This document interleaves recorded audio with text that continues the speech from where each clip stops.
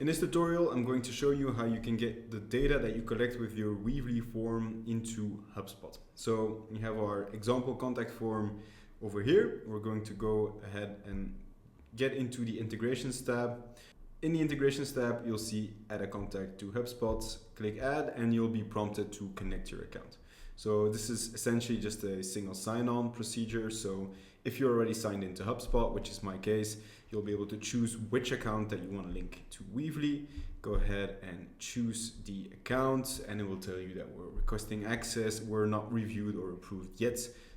I'm guessing that you trust us at this point. So let's go ahead and connect the app.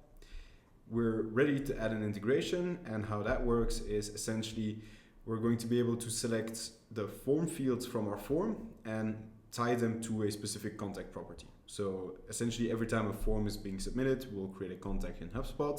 So first name is going to map onto first name of my, no, not first, it'll create it, first name of my HubSpot's contact property.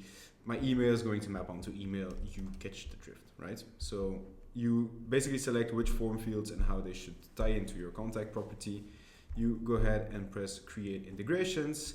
So if I head on over to HubSpot, you see that there's currently no contacts that have been created today. Let's go back to Weavely and open up our share tab so that we can create a contact. So let's go ahead and fill in some dummy data. Call it John Doe, john@doe.it.